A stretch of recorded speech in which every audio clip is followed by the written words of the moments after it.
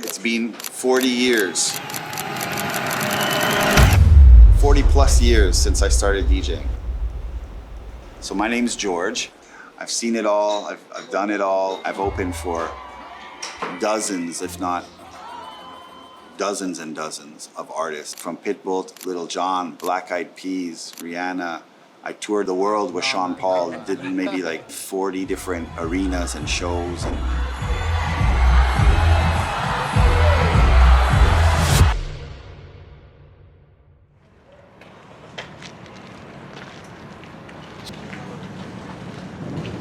I grew up in Ville Saint Laurent.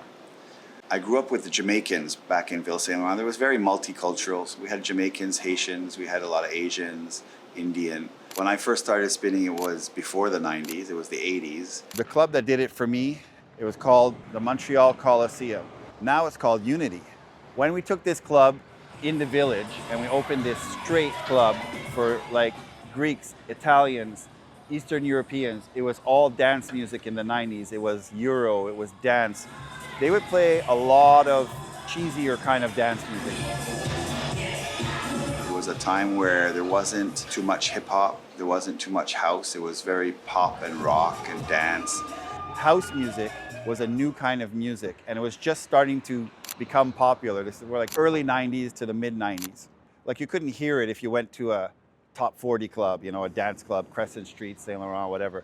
There was house music clubs, but there was no commercial place that played commercial music and house. You had to go to an underground house kind of style club, or you went to a dance music kind of club, or you went to a hip hop kind of club, or you went to a reggae kind of club. We put a team together and one of the DJs was DJ Quest, and he's Asian, he's Filipino, so he had a lot of Asian people that would follow him. The other DJ that we put into the team was DJ Mahesh, and he was Indian, and he had a lot of Indian people that followed. They used to do parties with like 800 Indian people, you know? The Asian people, there was like parties with like 1,000 something Asian people.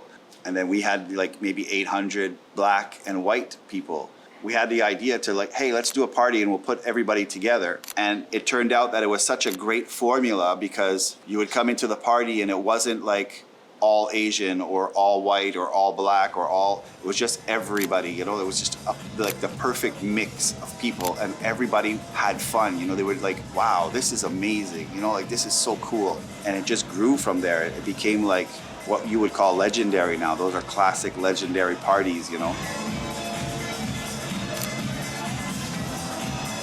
So I took those elements, house, reggae, hip hop, and mixed it all together. And that's what made me the most popular DJ at the time in the city. Places like Groove Society, Jet Club, Extremes, Sessions, all these old clubs that you guys are all too young to remember, but these were like the clubs of the 90s, you know? Once upon a time, this building was the home of the Montreal Canadiens. That whole entire floor right there, there was a huge club and we had a lot of great parties in there. We had one really big New Year's party where it was full here and on all the floors. We had over 5,000 people one year.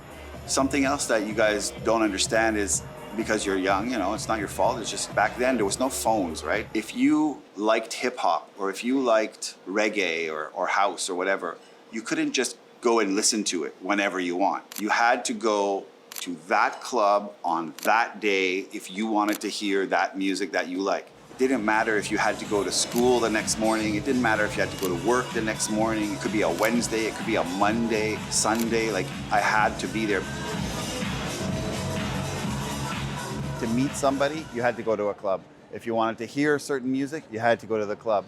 Social media came along, smartphones came along, and then all you had to do was touch, and then, oh, you can meet somebody, you can listen to your favorite song, you can watch a movie, you can do whatever you want with your phone now. You couldn't do that before.